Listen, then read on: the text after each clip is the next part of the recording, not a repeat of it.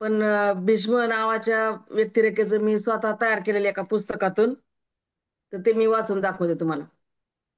हिंदू महाकाव्य महाभारत मधील कुरु राज्याचा राजनेता म्हणजे भीष्म. त्यांना आदराने भीष्माचार्य देखील म्हणतात.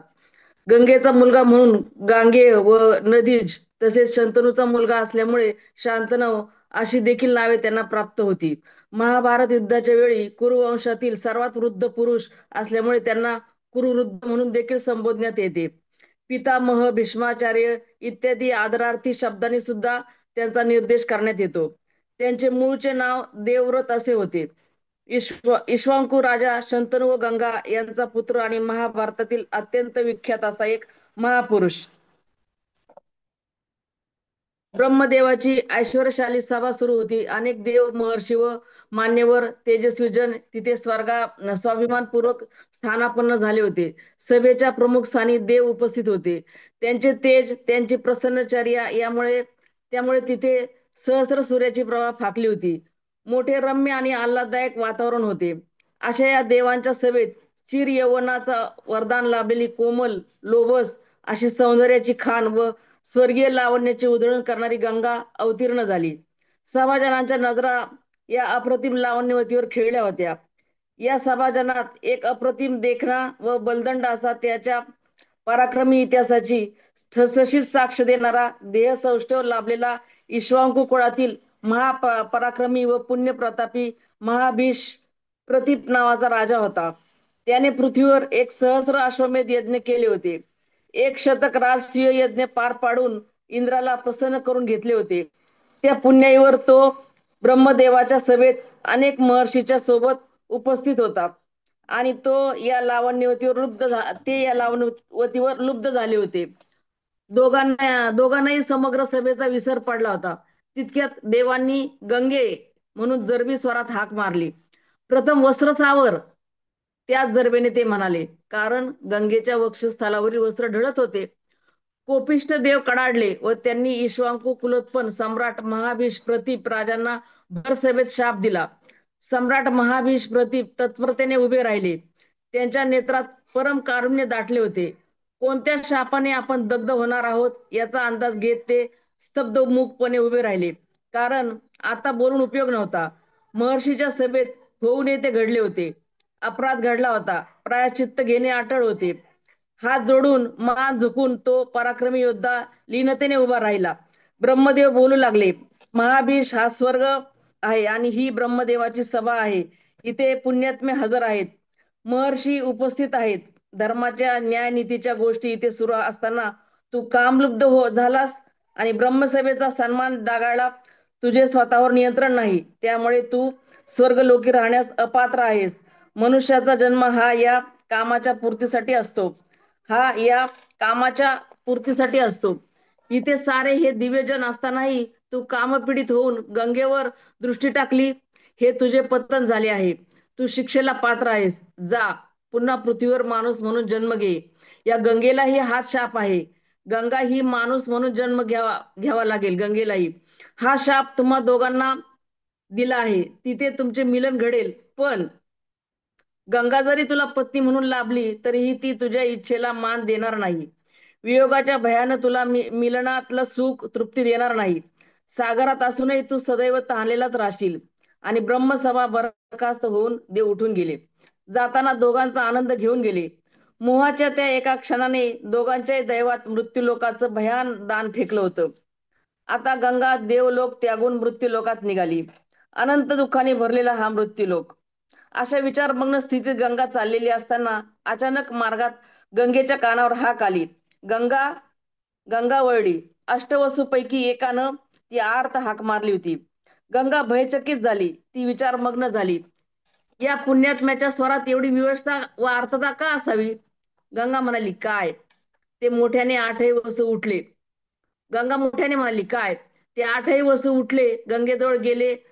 ते सर्व अष्टवसू दिव्य देहधारी होते, पण तेजस्वी वसूंच्या मुद्रा मात्र तेजहीन बनल्या होत्या, काळवंडल्या होत्या. गंगेने त्या सर्वांना विचारले, हे दिव्य स्वरूप वसूंनो, तुम्ही असे गंभीर का? कसली पीडा होते तुम्हाला? तुमच्या मुद्रा अशा निस्तेज का? एक वसू म्हणाला, गंगा, जशी तू शापभ्रष्ट झाली आहेस तसेच आम्ही शापबद्ध झालो आहोत. मृत्यू लोकात जन्म घेण्याचा शाप आम्हालाही छळतो आहे, ताडण करतो आहे. शाप असे म्हणून गंगा दचकली. तिच्याही जीवनाला महाभुजंगाने चंदन वृक्षाला विषारी विळखा घालावा तसा शाप सर्प गंगेच्या जीवनाला जकडून होता. गंगा हतबल झाली होती.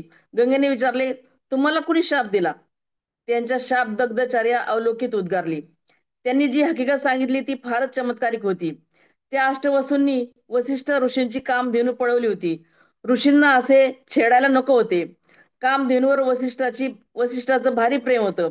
वसिष्ठांना तिचा वियोग सहन होईना. त्यांनी अष्टवसूंना शाप दिला. अष्टवसूंना मानव जन्म घ्यावा लागेल.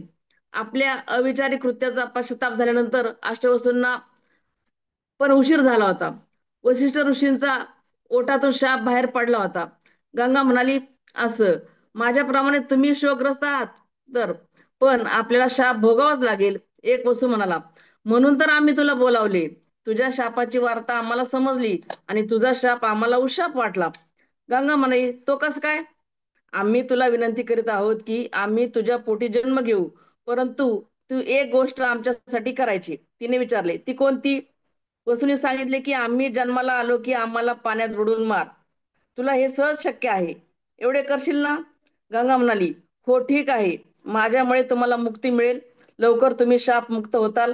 पण तुमचा 8 जणांचा जन्म होईपर्यंत मला मात्र तिथेच राहावे लागणार आहे. माझ्या शाप दग्धतेचा कालावधी वृद्धिगत होईल. अष्टवसू चिंतामुक्त झाले. गंगा हरिद्वार येथे अवतीर्ण झाली. गंगेचा शीतल प्रवाह वेगात वाहत होता. या गंगेला बघून ती वाहती गंगा रोमांचित झाली असावी. फेसाळत्या लाटांचे रोमांच गंगा नदीवर उमटत होते.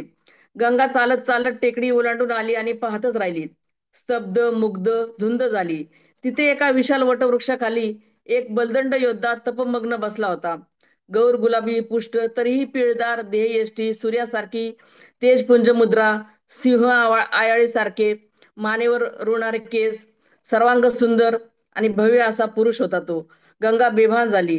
वीरत्व आणि संतत्व यांचा मोहक मिलाप त्यांच्या व्यक्तिमत्वात झाला होता. गंगा धुंदावली आणि त्याचे मिटलेले नेत्र उघडण्यापूर्वीच त्या सुंदर व भव्य पुरुषाच्या मांडीवर स्थानापन्न झाली. तो दचकला, शहारला, पण तत्काळ सावरला व त्याने तिला तिथून उठवले आणि मोठ्या नम्र भावाने विचारले, हे लावण्य लतिके, तुझे शुभ नाम समजेल काय? गंगा. गंगा उतरली. पापणी खाली लावून तिने उत्तर दिले. त्याने विचारले, गंगे, माझ्या मांडीवर बसण्याचे प्रयोजन काय? तुझ्या अंतकरणात काय आहे? महाराज, मी आपणावर अनुरक्त आहे. आपण माझ्या इच्छेचा स्वीकार करावा. मला आपल्या विशाल अंतकरणात स्थान द्यावे. आपली दासी बनून मी उर्वरित आयुष्य कंठीन.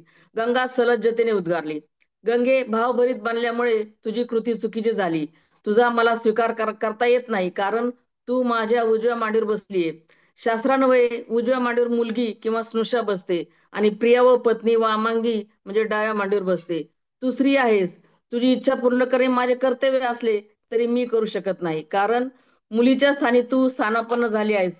तो महापुरुष योग्य योग्य तेच बोलून गेला. गंगा म्लान वदनाने उभी राहिली. गंगे, स्नुषा म्हणून तुझा स्वीकार हा सम्राट प्रतीप करतो आहे. चिंता व्यग्र होऊ नकोस. यथावकाश तू माझ्या राजप्रसादात मोठ्या सन्मानाने येशील. माझ्या पुत्राशी तुझा विवाह होईल. राजा प्रतीप बोलला. पण गंगेचा स्वाभिमान डिवचल्यामुळे ती बोलून गेली, पण महाराज, मी तुमची स्नुषा जरूर होईल, पण माझ्या काही अटी आहेत.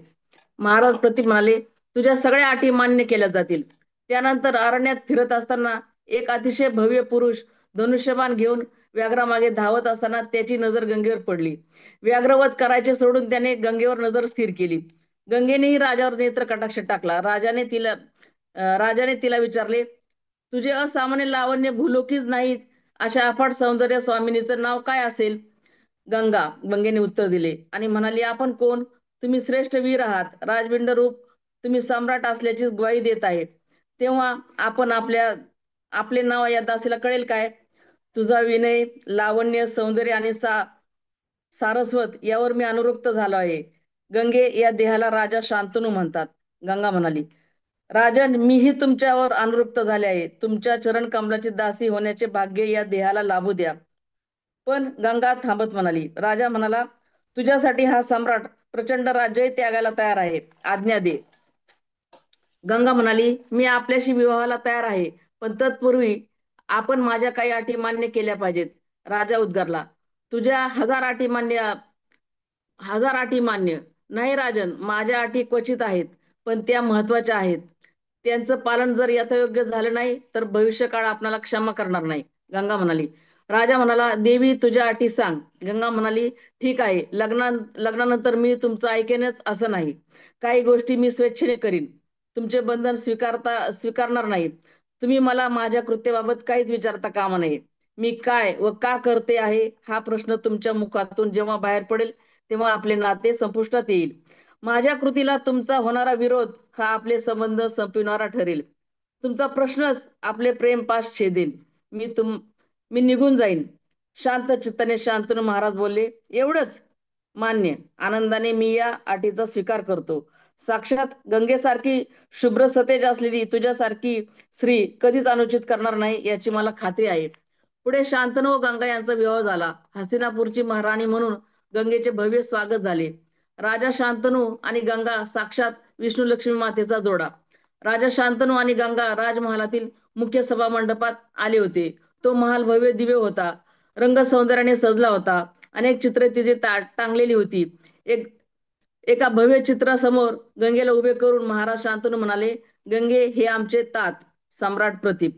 गंगेचा स्मृतीचा ढोळ उसळला. भूतकाळातील त्या भव्य पुरुषाशी निगडीत आठवण गंगेला झाली. गंगा हात जोडून म्हणाली, मी प्रणाम करते आपणाला सम्राट. मी आपली स्नुषा झाली आहे. आपल्या कुलाचा गौरव हेच माझे ध्येय. आपण आशीर्वाद द्यावा. चित्रातील प्रतिपाच्या मुद्रेने स्मित केल्याचा भास गंगेला झाला. राजा शांतनु म्हणाले, गंगे, हे माझे तात हरिद्वारला तपश्चर्यासाठी गेले होते. तिथून आल्यावर जेव्हा मी यवनात प्रवेश केला तेव्हा ते मला म्हणाले, गंगेकाठी जर मला एखादी प्रथमदर्शनी मन मोहून घेणारी सौंदर्यवती भेटली तर तिला पत्नीपदी विराजमान कर. तिच्या अटी स्वीकार कर. मला आता या गोष्टीचे स्मरण झाले आहे. मला खात्रीने वाटते की तातांनी जिचा उल्लेख केला होता ती रूप गर्विता तूच आहेस. राजा शांतनु व गंगा यांचे दिवस मजेत चालले होते. गंगेला डोहाळे लागले. राजा शांतनु सदैव गंगेचे डोहाळे पुरवत होते.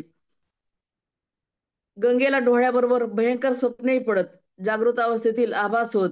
अनेकदा शुभ्र दाढीधारी 7-8 तेजस्वी ऋषी सभोवती वावरत असल्याचा भास होईल. अशा अनेक घटना घडत होत्या. एक दिवस गंगेने शांतनूच्या साम्राज्याला वारस दिला. गंगेने बाळाकडे नजर टाकली. तिला बाळाच्या जागी तेजपुंज ऋषी दिसला. गंगा माता, तो तेजपुंज ऋषी म्हणाला, माते भानावर ये. मी तुझा बाळच आहेस. या मायेच्या मोहात तू कशासाठी गुंतलीस? माते, तू गंगा आहेस. चार चौघी सारखा सामान्य जीवन जगण्यासाठी तुझा जन्म नाही. तू वचनबद्ध आहेस. स्वर्गात अष्टवसूंना दिलेलं जीवनमुक्तीचं वचन. मी पहिला वसू आहे. उठ, वेळ लावू नकोस. सारं नगर गाढ निद्रेत आहे. मला उचल, गंगा तिरी चल. बुडव, मुक्ती माते. आणि तो आवाज विरल झाला. गंगेला ऋषीच्या जागी सुंदर गुटगुटीत बाळ दिसू लागलं. गंगा सावध झाली, भानावर आली. वचनाला जागणं आवश्यक होतं. गंगा उठली. तीव्र अंतप्रेरणा झाली. बाळाला उबदार रेशमी वस्त्रात लपेटून त्याला खांद्यावर घेतलं आणि हस्तिनापूरची बलाढ्य साम्राज्याची सम्राज्ञी आपल्या अपत्याचा गळा घोटण्यासाठी अंधारात गंगेकडे निघाली. बाळाला पोटभर पाजून गंगा प्रवाहात शिरली. बाळाला उरशी कवटाळले आणि गंगेच्या पाण्यात बाळाला सोडले. गंगा महालाकडे आली. दारात राजा शांतनु उभे होते, पण महाराज शांतनु वचनबद्ध होते. गंगेच्या कृतीविषयी जाब न विचारण्याबद्दल राजाने विचारले जाब न विचारण्याबद्दल राजाने विचारले तर गंगा त्यांच्या जीवनातून निघून जाणार होती. अशा प्रकारे गंगेने अष्टवसूपैकी जन्म घेतलेल्या 7 बाळांना गंगेने पाण्यात बुडून मारले. परंतु राजा वचनात बांधला गेल्यामुळे गंगेला विचारू शकत नव्हता. ज्यावेळी गंगा 8व्या मुलाच्या वेळी प्रसूत झाली त्यावेळी राजा शांतनुने निर्धार केला, माझं हे 8वं अपत्य मी गंगेला मारू देणार नाही. मी त्याचं रक्षण करील, त्याला जिवंत ठेवील, मग त्यासाठी कोणतीही किंमत मोजावी लागली तरी. 8व्या पुत्राला घेऊन जेव्हा गंगा पानपथाकडे वेगाने निघाली, राजा शांतनुने तिचा पाठलाग केला. दोघेही गंगा किनारी आले. राजा शांतनुची द्विधा मनस्थिती झाली. वचन पाळू की कर्तव्य करू? राजाने वचनाचा विचार झिडकारला व कर्तव्यासाठी सिद्ध झाला. गंगा बाळाला घेऊन पाण्यात उभी राहिली आणि बाळाला पाण्यात टाकण्यासाठी हातात झेललं. गंगे, थांब. राजा शांतनु गरजला. पाण्यातून बाहेर ये अगोदर, नाहीतर मी हे शस्त्र इथूनच भिरकावीन. एका क्षणात तुझं शिर धडावेगळं होईल.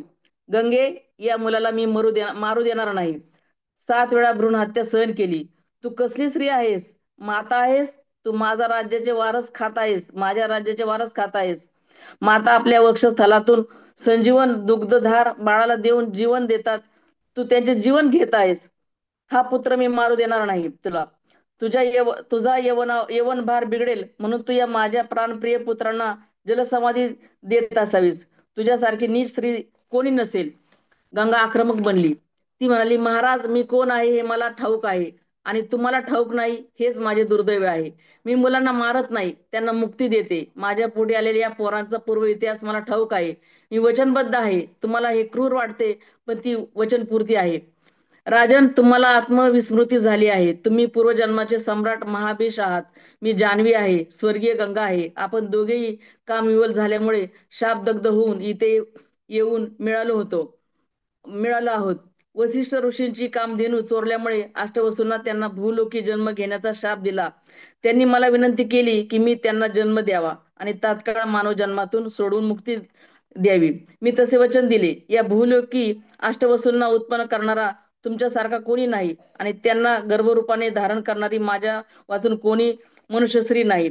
संकेतानुसार मी त्यांना जन्म दिला, तात्काळ मुक्तीही दिली. मात्र यावेळी तुम्ही वचनभंग केलात, त्यामुळे मी हा पुत्र तुम्हाला देते, पण आपल्या संकेतानुसार माझ्या अटीचा भंग झाल्यामुळे मी तुम्हाला सोडून जात आहे.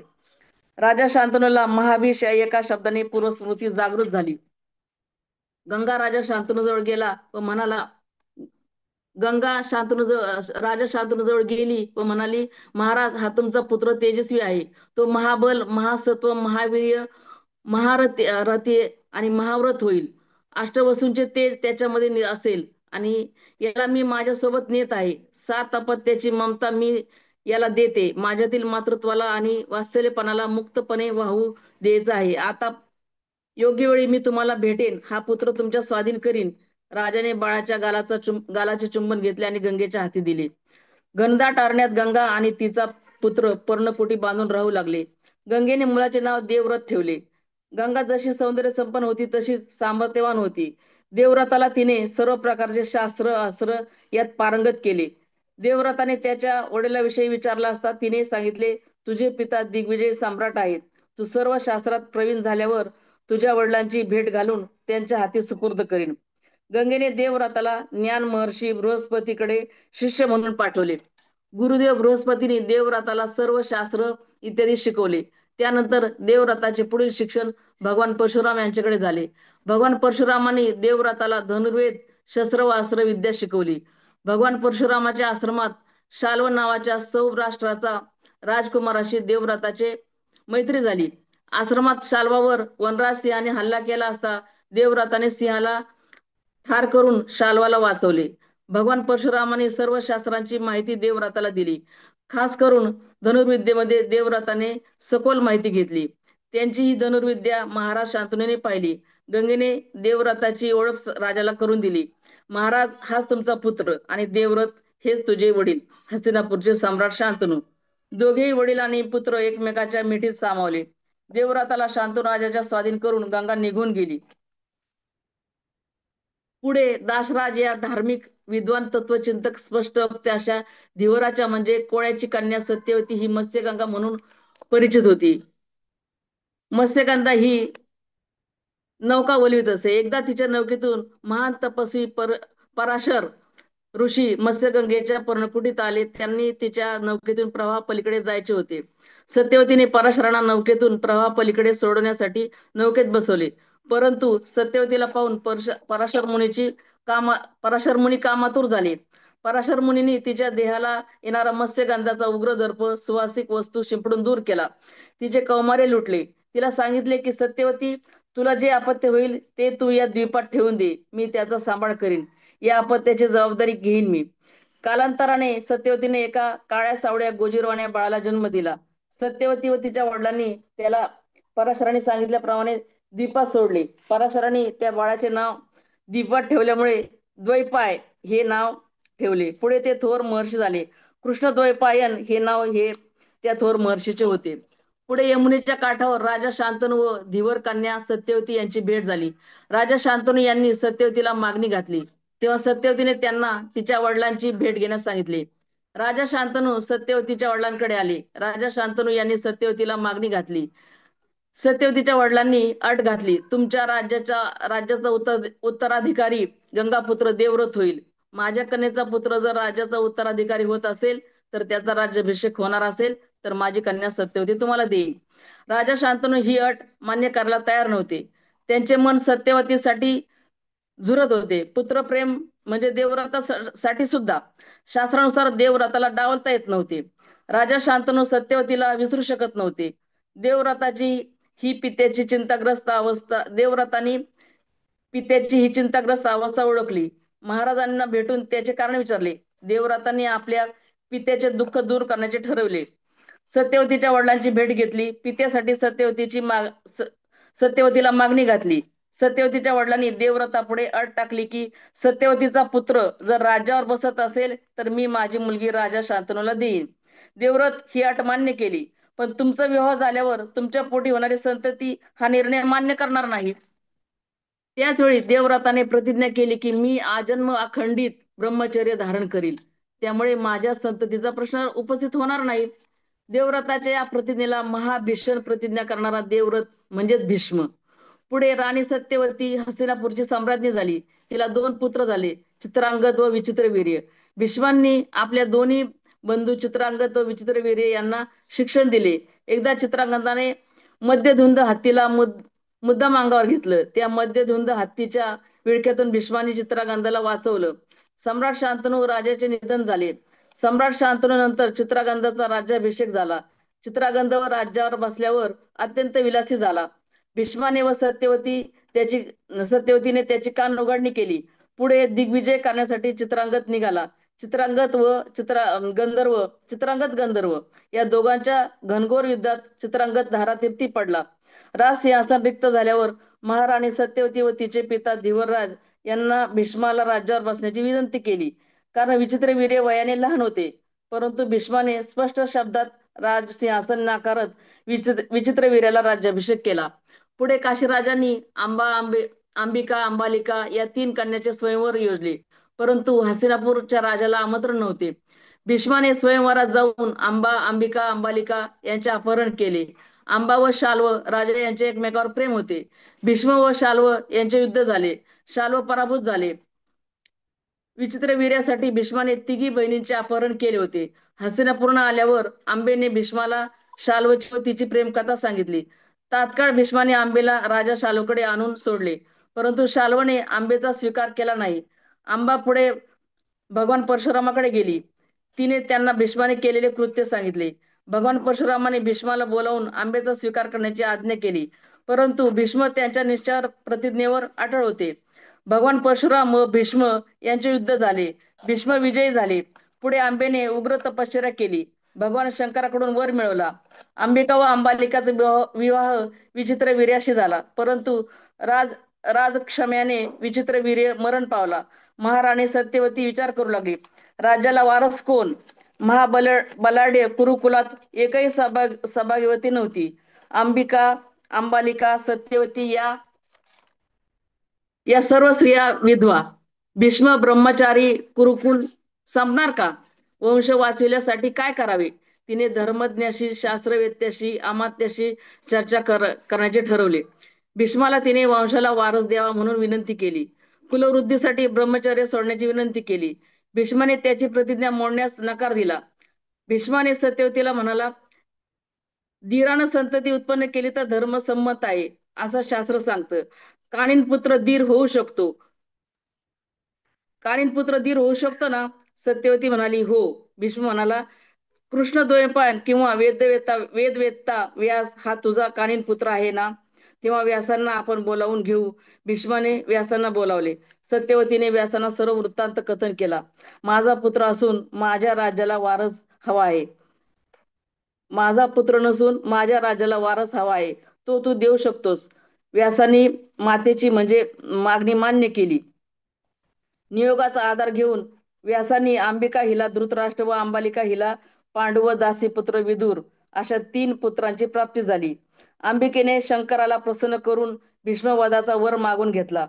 हा वर तिला पुढील जन्मासाठी मिळाला होता. अंबिकेने प्राणत्याग केला, परंतु भीष्माला इच्छामरणाचा वर त्याच्या पित्याकडून मिळाला होता, हेही तितकेच खरे होते.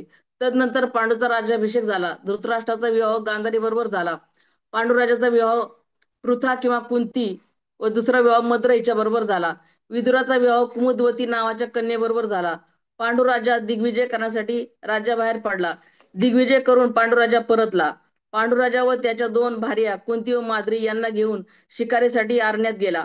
पांडुराजाने एका कामरथ मृगयुगलावर बाण सोडला. मृगरूपात किंदम ऋषी होते. त्यांनी मृत्यूसमयी पांडूला शाप दिला, तूही काम पीडित होऊन प्रियेच्या सहवासात अतिव सुखाची कामना करशील, त्याच क्षणी तू मृत होशील. पांडुराजा फार निराश झाला. कुंतीने त्याला दुर्वास ऋषीने पुत्र प्राप्तीसाठी वर दिला होता. त्यानुसार मंत्रोच्चार करून तिने धर्मापासून युधिष्ठिर, वायूपासून भीम, इंद्रापासून अर्जुन असे 3 पुत्र झाले. माद्रीला अश्विनी कुमारापासून नकुल व सहदेव झाले. गांधारीला 99 पुत्र व 1 पुत्री झाली. माद्रीशी रथ होत असताना पांडू गतप्राण झाला. धृतराष्ट्राने राज्याचे 2 भाग केले. पांडवांनी राजसूय यज्ञ केला. मय सभेत दुर्योधनाचा मोठा अपमान झाला. त्यामुळे दुर्योधनाने द्यूत खेळण्याचा डाव रचला. द्यूतामध्ये पांडव हरले. पांडव कौरवांचे दास बनले. द्रौपदी ही द्यूतात पणाला लावून पांडव हरले. दुर्योधनाने द्रौपदीचे वस्त्रहरण करण्याचा प्रयत्न केला.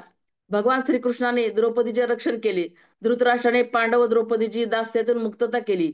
दुर्योधनाने पुन्हा पांडवांना द्यूत खेळण्याचे आवाहन केले. पुन्हा ते हरले. पांडवांना 12 वर्षे वनवास व 1 वर्ष अज्ञातवास भोगायला लावला. पांडवांनी वनवास भोगून आल्यावर अर्ध्या राज्याची मागणी केली, परंतु दुर्योधनाने काही न देण्याची तयारी केली. युद्ध अटळ होते. युद्धामध्ये कौरवाच्या बाजूने भीष्म लढत होते, पण त्यांचे प्रेम पांडवावर होते. युद्धाच्या 9 दिवसानंतर दुर्योधनाने भीष्मावर आरोप केला, तुमच्या मनात माझ्याबद्दल रोष व पांडवाबद्दल प्रीती आहे, म्हणून त्यांचा बचाव होत आहे. तुम्ही एवढे पराक्रमी असूनही एकही पांडव ठार होत नाही. भीष्म पुन्हा प्रतिज्ञा करतात की उद्या सूर्यास्तापर्यंत पांडव मरतील, नाहीतर मी स्वतःची हत्या करीन. ही वार्ता पांडवाकडे पोहोचली. श्रीकृष्ण द्रौपदीला घेऊन भीष्माच्या रावटीत गेले. द्रौपदीच्या बांगड्याचा आवाज ऐकता त्यांनी डोळे मिटून आशीर्वाद दिला, अखंड सहभागवती भव. द्रौपदी म्हणाली, पितामह, आपण तर सत्य प्रतिज्ञावादी आहात व आपण प्रतिज्ञा केलीत की पांडवांना मारण्याची. मला खोटा आशीर्वाद का दिला? आपली प्रतिज्ञा व मला दिला आशीर्वाद कोणते खरे होईल? भीष्माने ओळखले की यामागे श्रीकृष्णाचा हात आहे. तेव्हा तुला दिलेला आशीर्वाद खरा होईल. द्रौपदी बाहेर उभे असलेल्या श्रीकृष्णाला माझा प्रणाम सांग. द्रौपदीने आश्चर्याने विचारले, तुम्ही कसे ओळखले की कृष्ण माझ्यासोबत आला आहे? भीष्म म्हणाले, कृष्णाला मीच पूर्णपणे ओळखतो व श्रीकृष्ण भीष्माला ओळखतो. शिखंडीच्या आडून अर्जुनाने भीष्मावर शक्तिशाली बाण सोडले. भीष्माने एकदा श्रीकृष्णाकडे पाहिले व ते रथातून भूमीवर धाडकन कोसळले, परंतु ते ठार झाले नाही, कारण ते इच्छामरणी होते. भीष्माने सूर्य उत्तरेकडे फिरेपर्यंत म्हणजे उत्तरायणपर्यंत प्राण धारण करून ठेवले. ज्यावेळी भीष्म शरपंजरी पडले होते, बाणाच्या शय्येवर झोपले होते, त्यांची सूर्योपासना चालू होती, त्यावेळी श्रीकृष्णाने पांडव भीष्मांना भेटण्यासाठी आले. त्यावेळी भीष्माने श्रीकृष्णाची स्तुती केली. तेच हे विष्णू सहस्रनाम आपण सर्वजण आवडीने गातो. अशा या भीष्मांना माझा शतशः प्रणाम.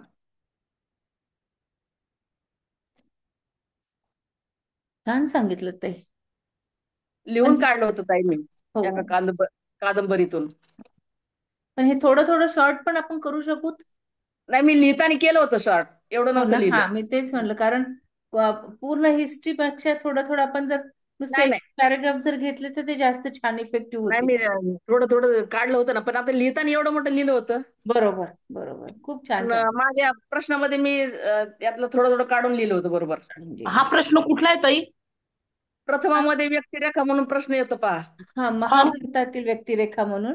हो, त्याच्यामध्ये भीष्माचा आहे नाही का? हा, नाही, कोणते पण येतात आपले 3-4 जणांचे नाव होते पहा. हो हो भीष्म श्रीकृष्ण, असतो, अर्जुन असतो, श्रीकृष्ण अर्जुन असतो. असतं, हा, महाभारतातले त्याच्यानंतर चांगल्या कुंती असू नाव आहेत. शकते, कधी द्रौपदी असते, हो. कर्ण अच्छा. असतो, असे वेगवेगळे महाभारतातील वेगवेगळे पुरुषांबद्दल आपल्याला माहिती सांगायची आहे. तर ताईंनी भीष्माबद्दल सांगितले आज. अच्छा. ती मागच्या वर्षी लिहिलेली मी. बर, आता दुसरा प्रश्न शकुंतला ताई.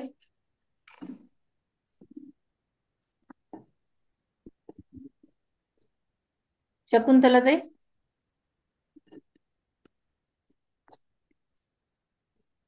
कुठे गेल्या शकुंतलाताई? ते अध्यायापर्यंत कोणाचे किती श्लोक आहेत ते बर, सांगायचे. 1 ते 6 अध्यायामध्ये कोणाचे कोणते श्लोक हा आहेत हा आणि किती त्याच्याबद्दल श्लोक माहिती आहेत. सांगायची आहे. हो. बर. हम्म. अध्याय पहिला. हम्म. अ, अध्याय पहिल्यामध्ये एकूण 43 श्लोक आहेत. धृतराष्ट्राचा 1 श्लोक आहे आणि संजयाचे 25 आहेत आणि अर्जुनाचे 21 आहेत. कोणते कोणते आहेत सांगू का ताई? धृतराष्ट्राचा नंबर 1 आहे आणि संजयाचे 2, 3, 4, 5, 6, 7, 8, 9, 10, 11, 12, 13, 14, 15, 16, 17, 18, 19, 20 आणि 21 मधला एक अर्जुनाचा आहे आणि एक संजयाचा आहे. हा, तर तो अर्धा अर्धा असणार आहे. 21वा हा हा तो अर्धा अर्धा आहे. अर्धा अर्धा असणार आहे. हा, हो हे फार अर्धा. महत्वाचा पॉइंट आहे. नाही तर मग आपण त्याला 21 एक मधला एक अर्धा संजयाचा आणि अर्धा अर्जुनाचा. अर्जुनाचा आहे. आणि 24, 25, 26, 27, 28 मधला सुद्धा तसाच येत आहे. एक अर्जुनाचा आहे, 2 चरण असतात ना, एक चरण ह्याच आहे अर्जुनाचे, एक चरण संजयाचे. बरोबर. म्हणजे आपण एक श्लोक मध्ये 2 ओळी असतात, तर एक ओळ जी हो आहे ही अर्जुनाने घेतलेली आहे, एक ओळ ही संजयाने घेतलेली आहे. संजयाचे. आणि अर्जुनाचे 21 श्लोक आहेत त्याच्यात. 43 पैकी हम्म. 47 श्लोक आहेत पहिल्या अध्यायाचे हम्म. आणि 25 श्लोक संजयाचे आहेत, 21 अर्जुनाचे आहेत आणि धृतराष्ट्राचा 1 आहे. असे एकूण 47. बरं. ही प्रथम विद्यार्थ्यांसाठी खूप महत्वाची गोष्ट आहे बरं का. आणि हमखास विचारल्या जातात आणि आपण ह्या ठिकाणी कन्फ्युज होतो की हे अर्धा अर्धा धरायचा का एक धरायचा हे कळत नाही. लास्ट टाइम पण आपण हे पुष्कळदा कन्फ्युज झालो होतो. तर अर्धा आहे तर अर्धाच पकडायचा, पण अर्धा आणि अर्धा असं मिळून एक होऊ शकतो. हा नाही, एकूण लिहिताना मग तसं लिहावं लागेल आपल्याला. बरोबर. पण लिहिताना मग अर्धा अर्धाच लिहावं लागेल. बरोबर. आणि दुसऱ्या अध्यायात एकूण 72 श्लोक आहेत. त्यापैकी संजयाचे पहिला 9, 10 आणि असे 3 श्लोक आहेत. आणि भगवान म्हणजे भगवंताचे 63 आहेत ताई. आणि अर्जुनाचे 6 आहेत दुसऱ्या अध्यायात. 4था, 5वा, 6वा, 7वा, 8वा आणि 54वा असे 6 श्लोक अर्जुनाचे. असं 72 पैकी 63 ह्याचे आहेत श्रीकृष्णाचे. संजयाचे 3 आहेत आणि अर्जुनाचे 6 आहेत. असे एकूण 72 झाले दुसऱ्या अध्यायातले. तिसऱ्या अध्यायात एकूण 43 आहेत आणि अर्जुनाचे 1, 2 आणि 36 असे 3 श्लोक आहेत अर्जुनाचे. संजयाचे नाही आहेत. श्रीकृष्णाचे बाकी सगळे श्रीकृष्णाचे 1, 2, 3, 4, 5, 6, 7, 8 असे सगळे. 3 सोडून बाकीचे सगळे श्रीकृष्णाचे आहेत. हा, एक फक्त 1, 2 झाला. 3 पासून जवळजवळ 35 पर्यंत श्रीकृष्णाचे आहेत. एकच 36वा अर्जुनाचा आहे. बरोबर. म्हणजे तो 4था अध्यायाची परत सुरुवात होती तिथे. हा, आणि 36 नंतर जवळपास 43 पर्यंत पुन्हा श्रीकृष्णाचेच आहे. श्रीकृष्णाचे. भगवान उवाच, श्रीकृष्ण उवाच. आणि आता 3 झाले ना. चौथा अध्याय. चौथ्या अध्यायात एकूण 42 श्लोक आहेत. संजयाचा नाही आहे याच्यात आणि अर्जुनाचा फक्त एकच आहे. 4था श्लोक आहे अर्जुनाचा. बाकी मग श्रीकृष्ण उवाचच आहे. 1, 2, 3, 5, 7, 8 सगळे आता बाकीचे चौथ्या अध्यायात. आणि 5व्या अध्यायात एकूण 29 श्लोक आहेत. त्यापैकी अर्जुन वाच त्यापैकी एक अर्जुनाचा आहे आणि 28 श्लोक हे सगळं काढू शकतात. प्रत्येक जण हे काढू शकतात आपल्याला की किती श्लोक आहेत. फक्त हे कुठे होतं, पहिल्या अध्यायामध्येच फक्त प्रॉब्लेम होता की तो अर्धा श्लोक घ्यायचा का एक श्लोक घ्यायचा. तर एवढं कन्फ्युजन दूर झालं की बाकीचे सगळेजण साधक ते मोजू शकतात तेवढे आपल्याला. तो बरोबर. प्रश्न आहे थोडा मला इझी वाटला. ते हा. गाता लिहित होते ना, कमी लिहायचं म्हणून लिहिला मी. चालेल. अजून काही बोलणार आहात का रजनीताईंना सांगायचं? 6व्या अध्यायात ताई 6वा अध्याय राहिला, एकूण रामकृष्ण 47 हरी ताई. श्लोक आहे. रामकृष्ण हरी. ताई रामकृष्ण हरी झाले ना, 6वा हो. अध्याय एक राहिलाय, एकूण 47 श्लोक आहेत. हम्म. 42 श्री भगवान उवाचे आणि बाकी अर्जुनाचे आहेत. 36, 34, 37, 38 आणि 39 असे. ठीक आहे. चालेल. ठीक आहे, हा सोपा होता म्हणून मी लिहिला. चालेल. चालेल. रजनीताईंना पुढे सुरू करायला सांगूयात. हा, रामकृष्ण हरी ताई. जय श्री कृष्ण. मी प्रथमाच जे प्रश्नपत्रिका आहे ना, त्याच्यातला पहिलाच प्रश्न, तो श्लोक पूर्ण करण्याचा, तो तेवढा केलेला आहे. आणि दुसऱ्यातलं माझं पूर्ण झालेलं नाही, त्याच्यामुळे मग ते काही मी वाचत नाही. हे झालं की नाही बघा. वाचा ना, श्लोक पूर्ण करायचे तर मग हरकत नाही. वाचू का? हम्म. वाचू का प्रश्न मग? वाचा आणि त्याचं उत्तर पण सांगा, म्हणजे मग समजतं की कसं लिहायचं आणि काय लिहायचं ते. हो. प्रश्न पहिला आहे, निम्नलिखित श्लोकों का पूर्ण करो, असा प्रश्न आहे. आणि श्लोकाचं पहिलं चरण दिलेलं आहे, दैवमेवा परे यज्ञ. त्याच्यानंतर पुढचं आपण लिहायचं आणि पूर्ण करून अर्थ. म्हणजे आता हा दैव हा हा, श्लोक कुठला आहे, कोणत्या अध्यायामध्ये आलेला आहे? हा 4थ्या अध्यायातला श्लोक आहे, 25वा. हम्म. वाचू का? हो, वाचा ना. दैवमेवा परे यज्ञ योगिन पर्युपासते ब्रह्माज्ञाव परे यज्ञ यज्ञेनैवोपजुह्वति. 25वा श्लोक आहे 4थ्या अध्यायातला. त्याचा अर्थ, काही योगीजन देवदेवतांना विविध प्रकारचे यज्ञ अर्पण करून त्यांची चांगल्या रीतीने उपासना करतात आणि त्यातील काही जण परम ब्रह्मरूप अग्नीमध्ये यज्ञ अर्पण करतात. कृष्ण भावना भावित होऊन कर्म करणाऱ्या मनुष्याला परमयोगी म्हणतात. यज्ञ म्हणजे भगवान श्री विष्णूंना संतुष्ट करणे.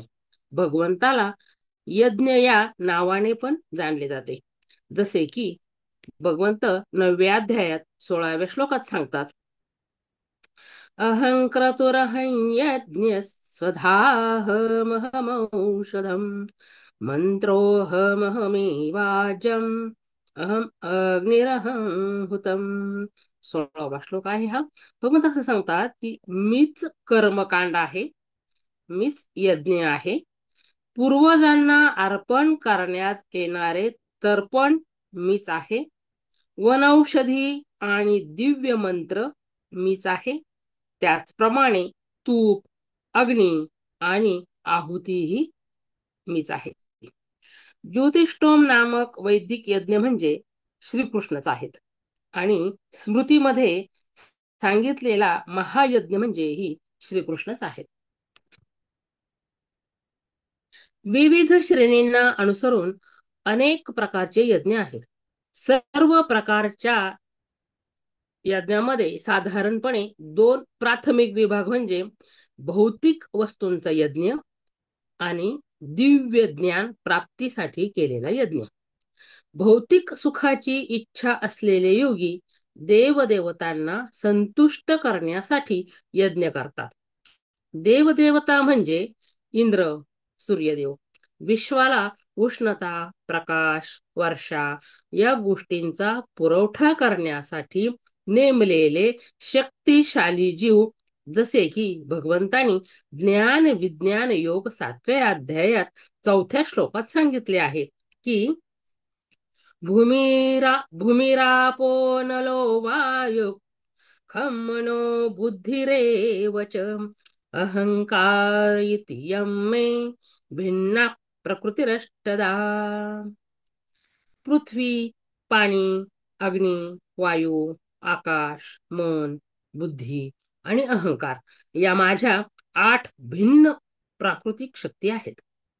संसारिक माणसं म्हणजे योगी या शक्तींची उपासना करतात, भक्ती करतात, कारण त्यांना हे प्राकृत जग जीवांच्या उपभोगासाठी आहे आणि जीव हाच पुरुष आहे आणि निर्माते, नियंते आणि भौतिक शक्तीचे भोगते आहेत.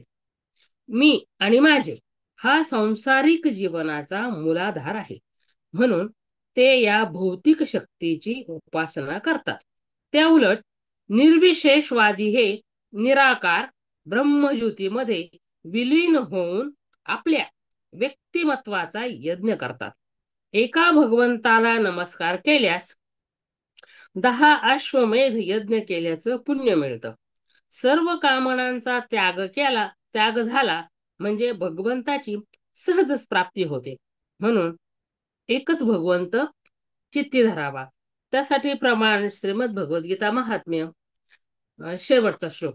एकम शास्त्रम देवकी पुत्र गीतम एको देवो देवकी पुत्र एव एको मंत्रस्तस्य नामानि यानि कर्मापेकंतस्य देवस्य सेवा. रामकृष्ण हरे. हरि ओम. कृष्णार्पणमस्तु. याच्यामध्ये आपण थोडस अजून एलिब्रेट करू शकतो ताई, कारण हा हा 5 मार्काचा प्रश्न असणार आहे ना. हो का? हा, म्हणजे 20 मार्काला तुम्हाला 4 श्लोक विचारलेले असणार आहेत. हम्म, तर आपल्याला याच्यामध्ये आता समजा पहिलंच उदाहरण तुम्ही जे घेतलं की हम्म, दैवमेवा परे यज्ञम योगिनम हा पर्युपासते, तर हा याच्यामध्ये काय काय दिलेलं आहे की थोडक्यामध्ये आधी आपल्याला काय सांगावं लागेल की भावार्थ सांगायचा, याचा हा शब्दशः अर्थ काय आहे एवढा हा सांगून याच्यामध्ये यज्ञाबद्दल आपल्याला माहिती सांगावी लागेल. हा मग आता याच्यामध्ये यज्ञ कुठले कुठले आलेले आहेत वेगवेगळे, की दैव यज्ञ आहे, ब्रह्माग्नी यज्ञ आहे, त्याच्यानंतर जे काही पूर्ण त्या श्लोकामध्ये आलेले यज्ञ आहेत, ह्या यज्ञाची पूर्ण माहिती आपल्याला द्यावी लागेल. अच्छा, बरोबर. हा, म्हणजे नुसतं आपण एवढा जर छोटा लिहिला तर 5 मार्क मिळणार नाही आपल्याला. आपल्याला याला अच्छा. जास्तीत जास्त लिहावं लागेल. म्हणून मग याच्यामध्ये काय मतितार्थ काय आहे किंवा याच्यामध्ये काय दिलेलं आहे त्याच्याबद्दल आपल्याला जास्त लिहिणं आवश्यक आहे. अच्छा. कोणी काही अजून सांगू शकतं याच्याबद्दल, स्वातीताई वगैरे? मला लिहिलं का तुम्ही? ह्याविषयी म्हणजे आता ज्ञान नाहीच आहे आणि मी फक्त हे ज्यांनी मला प्रश्न प्रथमाची विचारायचा. परीक्षा दिलेली आहे आधी, त्यांनी कसं लिहिलं त्याबद्दल सांगू जर हा, शकत असेल तर. हो मी हो. वाचू का ताई? हो, वाचत आहे, हरकत नाही. हा.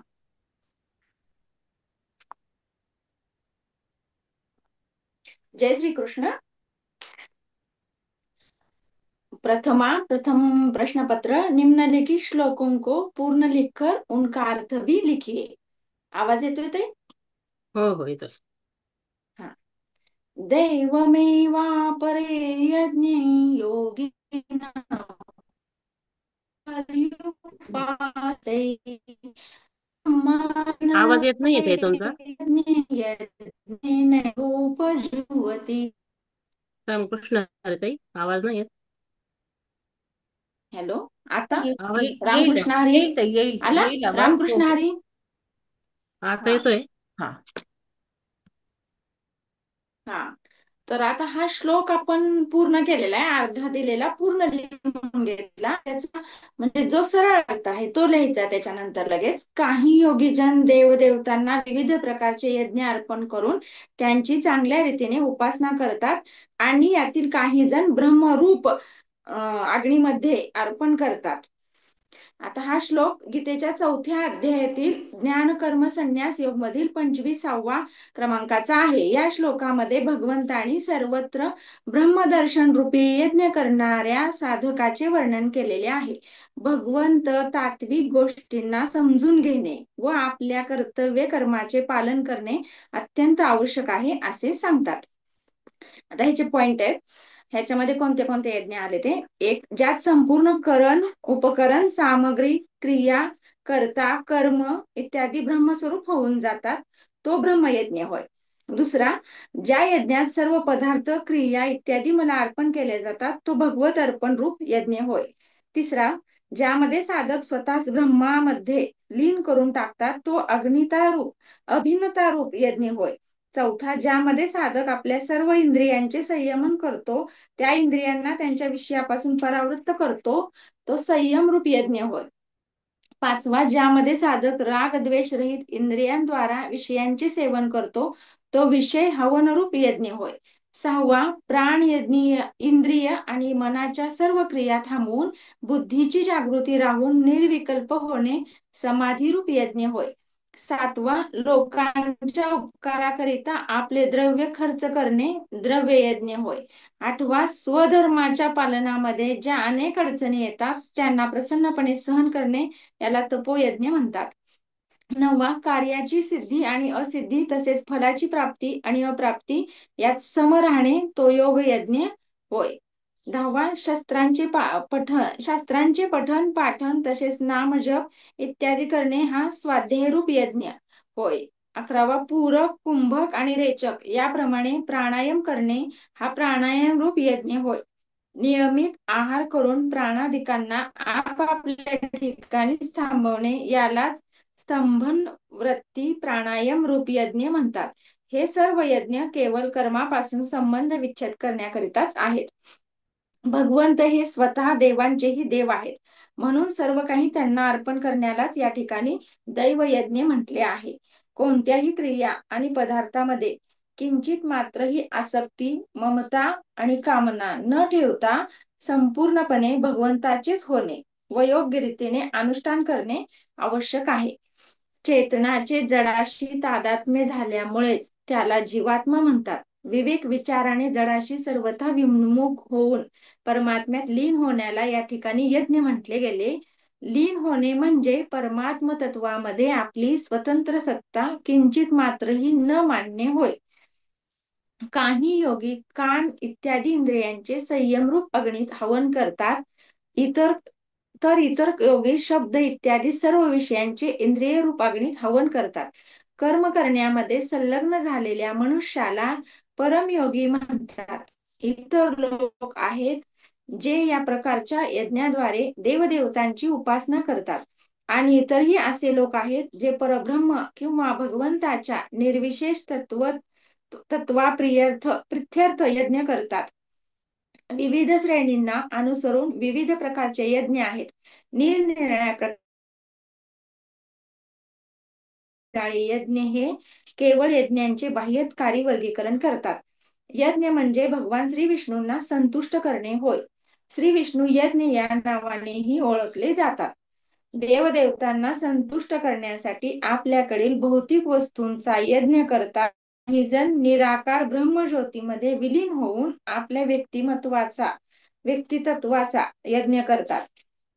देवदेवता म्हणजे भगवंत आणि विश्वाला उष्णता, वर्षा, प्रकाश इत्यादी गोष्टींचा पुरवठा करण्यासाठी नेमलेले जीव जे भौतिक लाभ प्राप्त करू इच्छितात.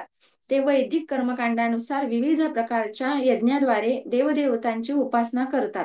सकाम कर्मी भौतिक उपभोग प्राप्त करण्यासाठी आपल्याकडील भौतिक वस्तूंचा यज्ञ करतात. तर निर्विशेषवादी हे परब्रह्मामध्ये विलीन होण्यासाठी आपल्या भौतिक उपाधीचा यज्ञ करतात. निर्विशेषवाद्यांसाठी यज्ञाग्नी हा परब्रह्म आहे आणि आहुती म्हणजे आत्मस्वरूप आहे, जे ब्रह्माग्नीमध्ये अर्पिले जाते. परंतु अर्जुनासारख्या भक्त हा श्रीकृष्णाच्या संतुष्ट प्रित्यर्थ सर्वस्व यज्ञ अर्पित करतो. याप्रमाणे भक्ताकडील भौतिक वस्तू तसेच त्यांचे स्वतःचे अस्तित्व म्हणजेच सर्वस्व श्रीकृष्ण प्रित्यर्थ यज्ञ अर्पित होते. म्हणूनच तो सर्वोत्तम योगी होय. परंतु असे केल्याने तो आपले स्वतःचे वैयक्तिक अस्तित्व गमावत नाही. अशा प्रकारे आपण सर्व काही कृष्णार्पण केले तरी शिल्लक न राहता सर्व अर्पण करणे हा एक यज्ञच आहे. अग्नीमध्ये अर्पण करून यज्ञ केला काय किंवा आपण आपल्या भाव समर्पित करून यज्ञ केला काय, दोन्ही कृष्णार्पणच होणार आहे. या श्लोकामध्ये आपणाला यज्ञ कशा प्रकारे केला जातो हे सांगितले आहे व कोणता जरी यज्ञ केला तरी तो भगवंताला जाऊन मिळणार आहे, तो त्यांना प्रियच आहे. जय श्रीकृष्ण. छान सांगितलं ते, छान खूप सांगितलं. छान ताई. रामकृष्ण हरी. आणि म्हणजे आपण मग गीतेतले पूर्ण सगळे यज्ञ आपण घ्यायचे ते. त्याच अध्यायामध्ये आहेत ताई, जवळपास 10 ते 11 यज्ञ आहेत सांगितलेले आणि चौथ्या अध्यायात का?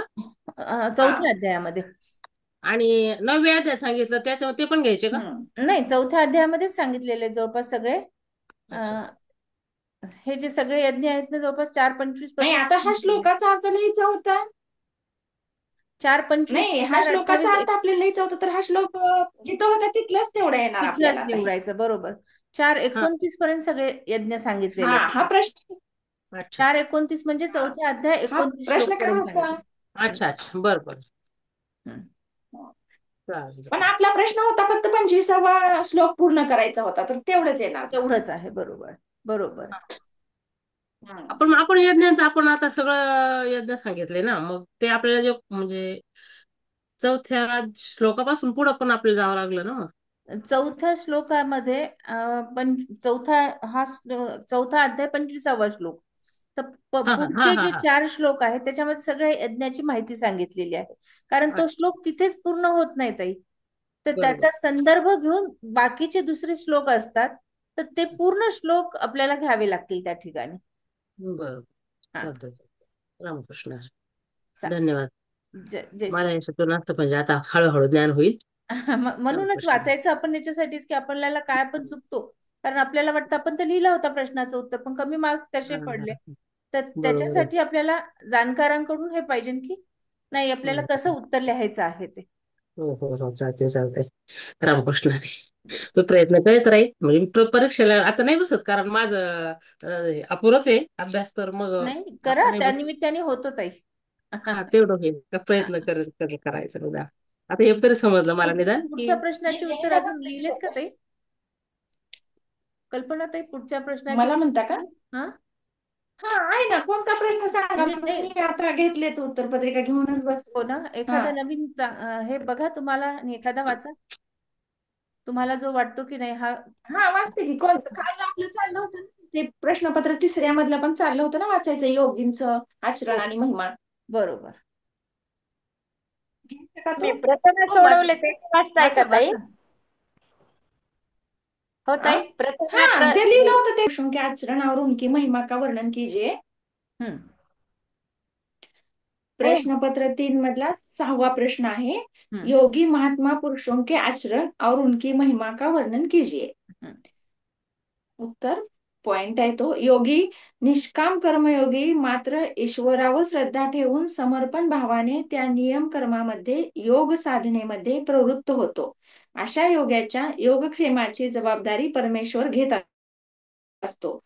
पतन होण्याची स्थिती निर्माण झाली तरी त्याला पतनाचे भय नसते, कारण ज्या परमतत्वाची तो अभिलाषा धरतो, ध्यास घेतो, तो परमात्माच त्याला सांभाळण्याची जबाबदारी घेत असतो. म्हणजे तपस्वी योग प्राप्त करण्यासाठी अद्याप प्रयत्नशील आहे. कर्मनिष्ठ केवळ कर्म करण्यास जाणतो, त्याचे पतनही होऊ शकते, कारण त्या दोन्हीमध्ये ना समर्पणाची भावना असते, ना आपली लाभहानी पाहण्याची क्षमता. परंतु ज्ञानी योग्याच्या अवस्थेला जाणत असतो, त्याला आपल्या शक्तीचा अंदाज असतो व त्याची सर्व जबाबदारी त्याच्यावरच असते. आणि निष्काम कर्मयोगी तर स्वतःला परमेश्वराच्या अधीन करतो, त्यामुळे त्याला ईश्वर सांभाळतो. परम कल्याणाच्या मार्गावर हे दोन साधक योग्य प्रकारे चालत असतात. परंतु ज्याची जबाबदारी ईश्वर घेतो तो साधक सर्वात श्रेष्ठ होय, कारण ईश्वराने त्याला स्वीकारलेले असते. त्याच्या लाभहानीचा विचार ईश्वरच करीत असतो. म्हणून कर्मयोगी श्रेष्ठ आहे. यासाठी हे अर्जुना, तू कर्मयोगी बन आणि समर्पणासहित योगाचे आचरण कर. कर्मयोगी श्रेष्ठ खरा, पण त्यामध्येही जो अंतरात्म्यामध्ये लीन असतो तो योगी श्रेष्ठ होय. याच्यासाठी श्लोक वापरलेला आहे, योगिनामपि सर्वेषां मद्गतेनान्तरात्मना श्रद्धावान भजते यो मां समे युक्ततमो मतः. सर्व निष्काम कर्मयोगामध्ये जो श्रद्धाशीलतेने अंतकरणापासून अंतरचिंतनातून निरंतर मलाच भजतो तो योगी मला श्रेष्ठ वाटतो. भजन साधना ही काही देखावा करण्याची गोष्ट नाही. अशा भजनाला समाजाने भले माना डोलावल्या तरी ईश्वराचा अशा भजनाला विरोध असतो. भजन हे अत्यंत गोपनीय असते आणि ते अंतकरणापासून गायले जात असते. त्याचे कमी जास्त होणे हे अंतकरणावर अवलंबून असते. योगी महात्मा पुरुषांचे आचरण. श्रीकृष्णाने गीतेच्या श्लोकामधून अर्जुनाला योगी महात्म्याच्या आचरणाविषयी सांगितले आहे. श्रीकृष्ण गीतेच्या 4थ्या अध्यायामध्ये म्हणतात, यस्य सर्वे समारंभा काम संकल्प वर्जिताः ज्ञानाग्निदग्ध कर्माणं तमाहु पंडितं बुधाः. अर्जुन, यस्य सर्वे समारंभा, ज्या पुरुषाकडून आरंभलेले संपूर्ण कर्म कामसंकल्प वर्जिता म्हणजे हळूहळू विकसित होऊन इतके सूक्ष्म होते की मन भोगेच्छा व संकल्प विरहित होते. भोगेच्छा व संकल्प यांचा निरोध होणे म्हणजेच मनावर विजय मिळवणे आहे. म्हणजे कर्म ही एक अशी वस्तू आहे की जी मनाला कामनारहित व संकल्प विकल्परहित बनवते. व अशा वेळी ज्ञानाग्नी दग्ध कर्माण, ज्याला आम्ही जाणत नाही परंतु ज्याला जाणण्यासाठी आम्ही तळमळत असतो, अशा परमात्म्याचा साक्षात्कार त्यास होतो. कर्मयोगाचे अशा प्रकारे आचरण करीत प्रत्यक्ष ईश्वराला प्राप्त करणे म्हणजेच ज्ञान होय. व या ज्ञानप्राप्तीबरोबरच दग्ध कर्माण, सर्व कर्मे कायमची दग्ध होतात. ज्याला प्राप्त करावयाचे होते त्याला प्राप्त करणे म्हणजेच ज्ञान होय. व या ज्ञानप्राप्तीबरोबरच दग्ध कर्माणम, सर्व कर्मे कायमची दग्ध होतात. परमेश्वर प्राप्तीनंतर कर्माची आवश्यकता संपत असते. अशी नैष्कर्म्य स्थिती प्राप्त झालेल्या बोधरूप स्वरूप महापुरुषालाच ज्ञानी म्हणतात, पंडित म्हणतात. असा महापुरुष काय करतो, कसा राहतो याबाबत बोलताना श्रीकृष्ण म्हणतात, त्यक्त्वा कर्मफला संगं नित्य तृप्तो निराश्रयः कर्मण्येभिप्रवृत्तोऽपि नैव किंचित करोति सः. अर्जुना, ज्या पुरुषाचा संसारिक आश्रय संपलेला आहे म्हणजेच जो निराश्रय झालेला असतो, जो परमेश्वराच्या ठिकाणी रत असल्याने नित्य तृप्त असतो, ज्याने कर्मफलाच्या आसक्तीचा त्याग केलेला असतो, जो कर्मास प्रवृत्त झाला तरी वस्तुतः काहीच करत नसतो, ज्याने हृदय व शरीरावर विजय मिळवला आहे, सर्व प्रकारच्या भोगेच्छांचा ज्याने त्याग केला आहे, अशा निरीच्छ पुरुषाने शरीर मात्रेकडून कर्म केले तरी वस्तुतः तो काहीच करीत नसतो. त्यामुळे त्याला पाप लागत नाही. तो पूर्णत्व पोहोचलेला असल्याने त्याचे अधःपतन होत नाही. सहजगत्या जे मिळेल त्यावर संतुष्ट असणारा, सुख दुःख राग द्वेष हर्ष शोकादी द्वंद्वाच्या जो पलीकडे गेला आहे, विमत्सर जो मत्सर रहित आहे, यशापयशाविषयी समभाव ठेवतो, अशा पुरुषाने कर्म केली तरी देखील त्याला बंधनकारक नसतात. जी त्याला प्राप्त करावयाची होती ती सिद्धी आता त्याच्यापासून भिन्न राहिली नाही व ती आता त्याच्यापासून कधी अलगही होणार नाही. त्यामुळे त्याला असिद्धीचे भय उरलेले नाही. अशा प्रकारचा सिद्ध पुरुष कर्माच्या सिद्धी असिद्धीविषयी म्हणजेच यशापयशाविषयी उदासीन असतो, दोहोविषयी बद्ध होत नाही. त्याचे हे कर्म कशा प्रकारे असते तर ते नियत कर्म असते. हीच गोष्ट पुन्हा सांगताना श्रीकृष्ण म्हणतात, गतसंगस्य मुक्तस्य ज्ञानावस्थित चेतसः यज्ञयाचरत कर्म समग्र प्रविलीयते. यज्ञ आचरत कर्म, यज्ञाकरिता केलेले आचरण म्हणजे कर्म आहे आणि ईश्वराचा साक्षात्कार म्हणजे ज्ञान होय. या यज्ञाचे आचरण करून ईश्वराचा साक्षात्कार प्राप्त करून घेणारा महापुरुष ज्ञानामध्ये म्हणजेच परमात्म्याच्या ठिकाणी स्थित असतो.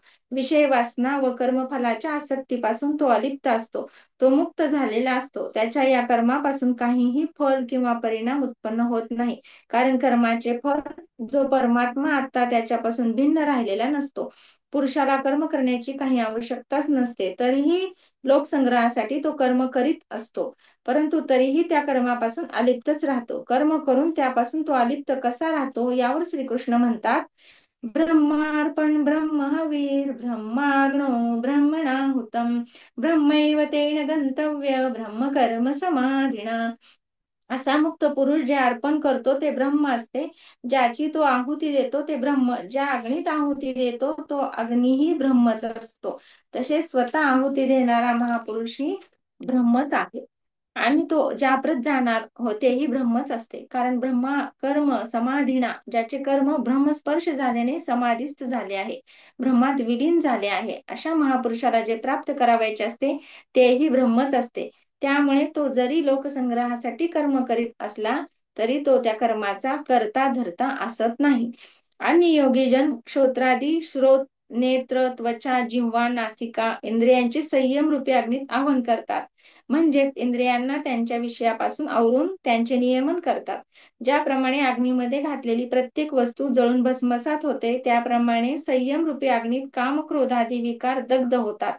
दुसरे योगी शब्द, स्पर्श, रूप, रस, गंध विषयांची इंद्रिय रूपी अग्नीत हवन करतात.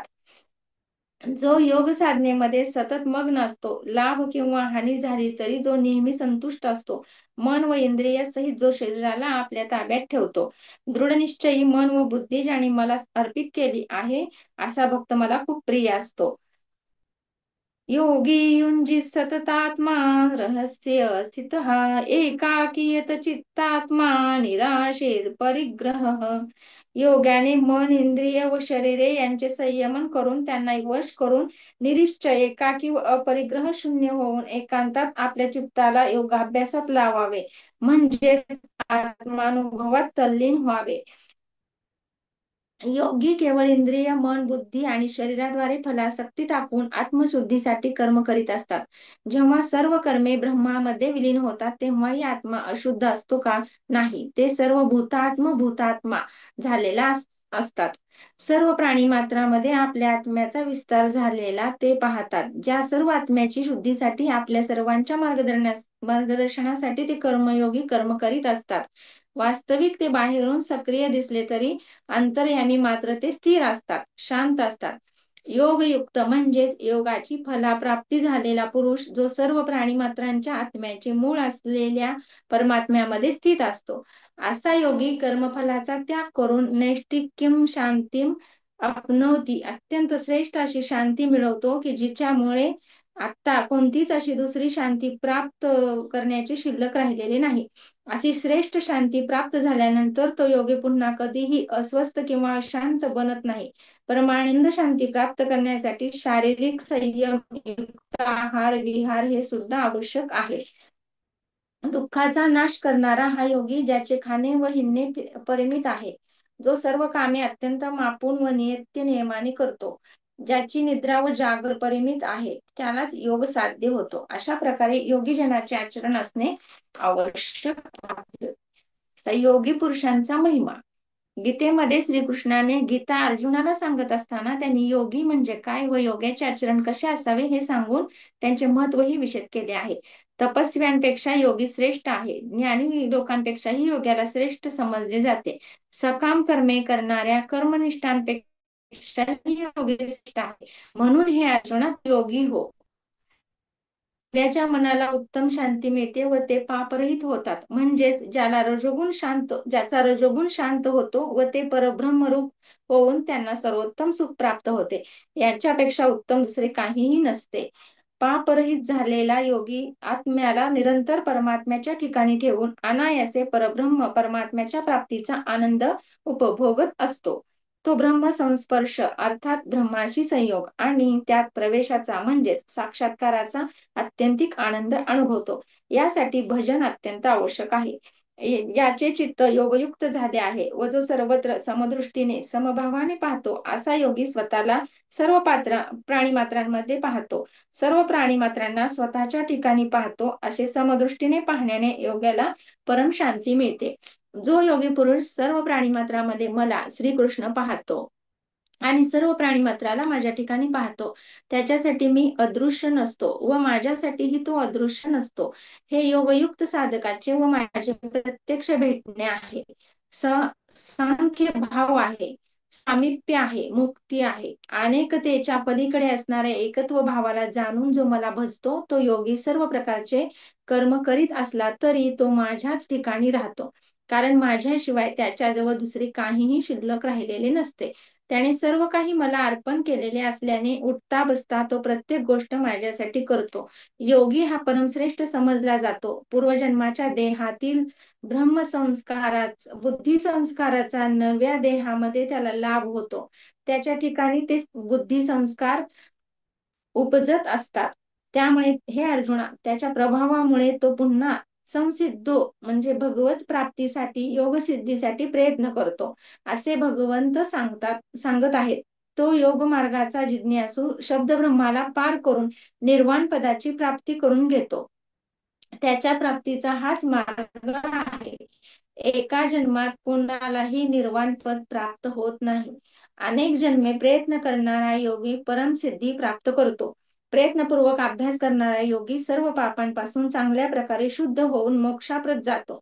अनेक जन्मापासून अंतःकरणाची शुद्धी रूपी सिद्धी प्राप्त करणारा आणि सातत्याने अभ्यास करणारा योगी सर्व पापापासून शुद्ध होऊन त्या साधनांच्या आधारे परमश्रेष्ठ अशा गतीला म्हणजेच मोक्षाला जातो. योगी पुरुष संसाराची मर्यादा मोडण्याचे जाणून जणू काही मापच आहे अथवा अष्टांग योग सामग्रीचे बेटच होय. माऊली म्हणतात, जणू काही सुगंधाने चंदनाचे रूप धारण करावे, याप्रमाणे साधक अवस्थेत हा एवढा धैर्यवान झालेला असतो की जणू काही तो संतोषाचा पुतळा अथवा सिद्धीच्या भंडारातून काढल्यासारखा दिसत असतो. योगी कोट्यावधी वर्षाने हजारो जन्माचा प्रतिबंध दूर करीत तो आत्मसिद्धीच्या किनाऱ्याला येऊन पोहोचतो. म्हणून सर्व प्रकारची साधने स्वभावताच त्याला आपोआप प्राप्त होतात आणि मग तो सहजपणे विवेकाच्या गादीवर बसतो. नंतर वेगाने आत्मतत्वाचा विचार करीत असता साधक पुढे जात असतो. त्यामुळे विवेकही मागे राहतो आणि मग सर्व विचारांच्या पलीकडे असलेले ब्रह्म ते तो स्वतःच होतो. अशा समाधीच्या अवस्थेत मनरूपी ढग विरून जातात. प्राणवायूचे हसणे बंद होते आणि तो आपल्या ठिकाणीच चिदाकाशात लीन होऊन जातो. तो ओंकाराच्या बिंदुरूप अर्धमात्रेमध्ये निमग्न होतो. अशा प्रकारे त्याला शब्दाने वर्णन करता येत नसलेले सुख प्राप्त होते. योगी हा देवांचाही देव आहे असे जाणावे आणि तो सर्वस्व आहे, तो चैतन्य रूप आहे असे ज्ञानेश्वर माऊली म्हणतात. परब्रह्माशी ऐक्य पावलेल्या योगी पुरुषास सर्वश्रेष्ठ आनंद प्राप्त होतो. जीवाशिवाचे मिलन झाले की महासुखाची दिवाळी येते. जो सर्वाभूती सुख किंवा दुःख आपल्या स्वतःप्रमाणे सम पाहतो तो कर्मयोगी सर्वात श्रेष्ठ होय. योग साधना करणाऱ्याचा इहलोकी अथवा परलोकी नाश होत नाही. योग साधना अर्धवट राहून दुसरा देह प्राप्त झाला तर मागील जन्माची योग साधना उपयोगी येते आणि त्याला परमगती प्राप्त होते. संत ज्ञानेश्वर महाराज उपदेश करतात की मानवानो, तुम्ही अंतःकरणाने योगी व्हा. माणूस अंतःकरणाने योगी झाला की त्याचे अंतर्बाह्य जीवन पूर्ण आनंदी होते. योग्याच्या निग्रही चित्ताला त्यांनी निवाऱ्याच्या ठिकाणी स्थिर राहणाऱ्या दीपकाची उपमा दिली आहे. आणि मग जेव्हा निग्रह केलेल्या मनाचाही परमतत्वात विलय होतो त्या समयी योगी पराकाष्ठेचा परमानंद सुखाचा अनुभव घेतो. संसारातील संयोग वियोग यांनी रहित असे हे सुख त्यालाच मोक्ष असे म्हणतात. योग म्हणजे परमात्म्याशी मिलन. जो योगी परमात्म्याची प्राप्ती करून घेतो तो सर्व भूतमात्राकडे समदृष्टीने पाहतो. जसा आपला आत्मा तशाच प्रकारे सर्वांच्या आत्म्याकडे तो पाहतो. त्याला मग परमोच्च शांती प्राप्त होते व म्हणून योग साधने आवश्यक आहे. म्हणजे ते भरकटत जाईल तेथून त्याला निग्रहाने आणून त्याचे नियमन केले पाहिजे. मन हे मोठे चंचल असून त्याला ताब्यात ठेवणे कठीण आहे असे श्रीकृष्णांनी कबूल केले आहे, परंतु अभ्यास आणि वैराग्याने त्याला स्वाधीन करता येते. ज्याने प्रयत्नशील आहेत अशा मनुष्याने अनेक जन्मातील अभ्यासाने परमगती प्राप्त करू शकतो. तपस्वी, ज्ञानमार्गी व कर्मनिष्ठेपेक्षा योगी श्रेष्ठ असतो व म्हणून हे अर्जुना, तू योगी बन. समर्पणाच्या बरोबर अंतर्मनाने योगाचे आचरण कर असे श्रीकृष्णांनी योगाच्या प्राप्तीसाठी अभ्यासाची नितांत आवश्यकता आहे असे अधिक भर देऊन सांगितले आहे. अशा प्रकारे योगी महात्म्याचे आचरण व त्यांच्या श्रेष्ठतेचे वर्णन गीतेमध्ये आले आहे. जय श्रीकृष्ण. छान सांगितलं ते, पूर्ण व्यवस्थित लिहिलेलं आहे आणि छान सांगितलं. परत अजून काही हा, तर ते बोलायचं आहे का? तसं तर खूप